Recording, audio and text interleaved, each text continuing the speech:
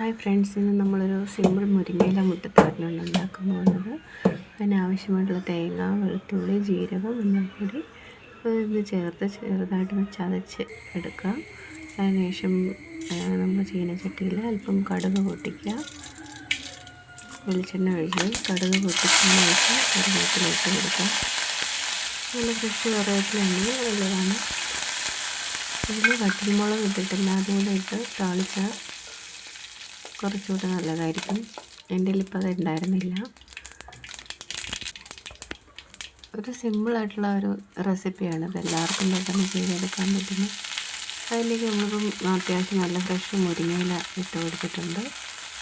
ഒന്നോ രണ്ടോ പേർക്കൊക്കെ പെട്ടെന്ന് ചെയ്തെടുക്കാം, കൊടുത്തു വിടാനുമൊക്കെ. അതിലേക്ക് ലേശം ഉപ്പ് ഇട്ട് കൊടുക്കുക. കുട്ടികൾക്കൊക്കെ ഓഫീസിലായാലും ഒക്കെ പെട്ടെന്ന് കൊടുത്ത് കഴിക്കാൻ പറ്റുന്ന ഒരു റെസിപ്പിയാണ്. നന്നായിട്ടൊന്ന് ഇളക്കിയതിന് ശേഷം അതിലേക്ക് നമ്മൾ നേരത്തെ ചതച്ച് വെച്ചിരുന്ന കൂട്ട് ചേർത്ത് കൊടുക്കുക. അതുകൂടെ ചേർത്ത് കൊടുത്ത് നന്നായി മിക്സ് ചെയ്തെടുക്കുക. അതിൽ പെട്ടെന്ന് തന്നെ കുഴഞ്ഞു പോകും മാവിൽ. അതുകൊണ്ട് ഒത്തിരി അടച്ചു വെക്കേണ്ട കാര്യമില്ല, ഉടനെ തന്നെ നമുക്ക് ചെയ്തെടുക്കാം.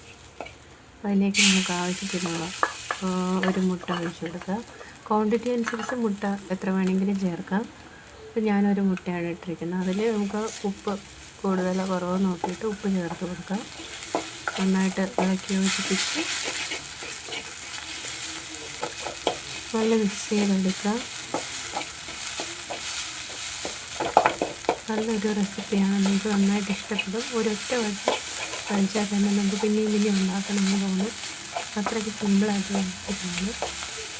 നമുക്ക് മറ്റ് തോരനൊക്കെ ഉണ്ടാകുന്ന സമയം ഇങ്ങനെ ആകുന്നില്ല. എല്ലാവരും ഇത് ട്രൈ ചെയ്ത് നോക്കുക, എല്ലാവർക്കും ഇഷ്ടപ്പെടും. കഴിച്ച് നോക്കിയിട്ട് അഭിപ്രായം പറയുക. ലൈക്ക് ചെയ്യുക, ഷെയർ ചെയ്യുക, സബ്സ്ക്രൈബ് ചെയ്യുക. Thank you friends.